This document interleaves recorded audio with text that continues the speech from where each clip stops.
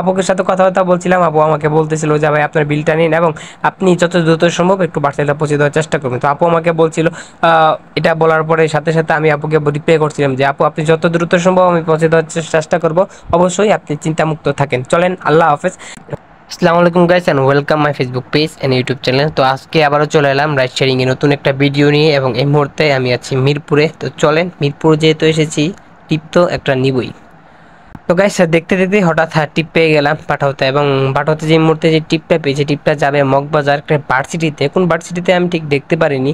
চলুন কাস্টমারকে লোকেশনে যাই এবং লোকেশন গিয়ে কাস্টমারকে জিজ্ঞাসা করি যে লোকেশন আসলে সে কোথায় যেতে যাচ্ছে, এবং কাস্টমারটা হচ্ছে একটা মেয়ে। তো চলেন আপুটাকে আগে পিক আপ করি।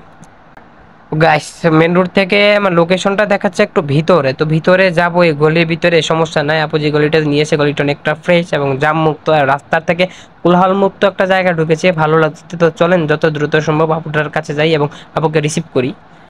তো গাইস দেখতে দেখতে কিন্তু লোকেশনে চলে এসেছি, কিন্তু লোকেশনে আসার পরও আপু আসছে না। মানে যে যাত্রীর জন্য আমি এসেছি সে এখনো আসতেছে না। তার কল দিলাম, তো কলটাও রিসিভ করছে না, যার জন্য আমি দোকানের সামনে ছিলাম এবং দোকানের সামনে ভাবলাম গরম লাগতেছে এবং পিছনেও পেয়েছে, একটু পানি খেয়ে নিই। পানির বদলে দোকানে গেলাম এবং একটা টাইগার নিলাম। টাইগার নেওয়ার পরে খাচ্ছিলাম আমি, হঠাৎ আপু চলে আসলো, এসে বলতেছে ভাইয়া আমি যাব না, যাবে আমার একটা পার্সেল। তো আমি কি বললাম আপনি যাবেন, আপনার পার্সেল যাবেন, কী ধরনের পার্সেল আপু শুনি। বলতেছে যে ভাই আমার একটা অ্যাসাইনমেন্ট যাবে ভার্সিটিতে। আমি বললাম অ্যাসাইনমেন্ট যাবে ভার্সিটিতে, তো দেন আপু কোনো সমস্যা নেই, আপনি আমার কাজটা আরো সহজ করে দিয়েছেন। জিজ্ঞেস করলাম আপু কার কাছে দিতে হবে, কাকে দিতে হবে, কি বলবেন আমাকে একটু বিস্তারিত বলে দিন। তারপর উনি আমাকে একটা নাম্বার দিয়ে দিল এবং নাম্বারটা নিয়ে চলে যাব আমি আমার লোকেশনে। তো ওনাকে বলে দিলাম যে পার্সেলটা রিসিভ করবে অবশ্যই যেন বাসায় নিচে বা ভার্সিটির নিচে এসে রিসিভ করে নিয়ে যায়, কেননা আমাদের অনেকের আবার এই স্বভাব রাইডার যাওয়ার পরে বলি 5 তলা 7 তলা 9 তলায় আসুন। আমি কিন্তু এটা কখনো করি না, আমি কখনো উপরে উঠতে পারবো না। তো আপুকের সাথে কথাবার্তা বলছিলাম। আপু আমাকে বলতেছিল যে ভাই আপনার বিলটা নিন এবং আপনি যত দ্রুত সম্ভব একটু পার্সেলটা পৌঁছে দেওয়ার চেষ্টা করবেন। তো আপু আমাকে বলছিল এটা বলার পরে সাথে সাথে আমি আপুকে রিপ্লাই করছিলাম যে আপু আপনি যত দ্রুত সম্ভব আমি পৌঁছে দেওয়ার চেষ্টা করব। অবশ্যই আপনি চিন্তামুক্ত থাকেন। চলেন, আল্লাহ হাফেজ।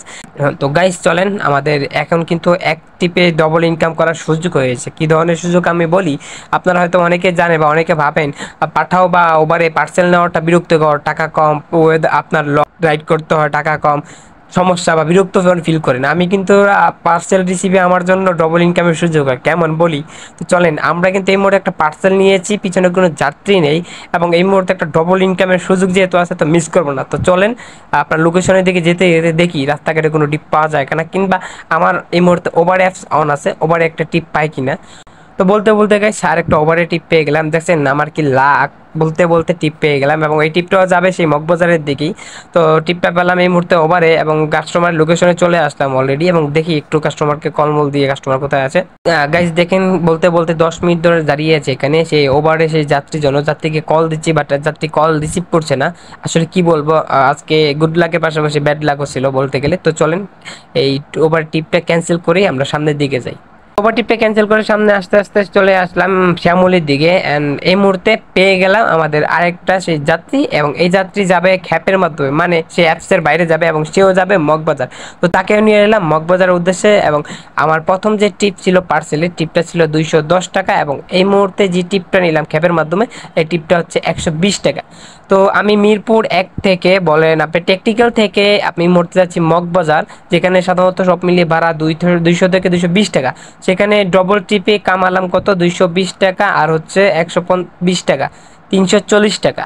তো আমার মতো যারা এই ডবল ইনকামের সুযোগ পাবেন আশা করবি আজকে ভিডিও দেখার পরে তারা মিস করবেন না। তো দেখা হবে নতুন কোনো ভিডিওতে নতুন কোনো জায়গায়। তার আগে সবাই ভালো থাকবেন, সুস্থ থাকবেন, আল্লাহ হাফেজ।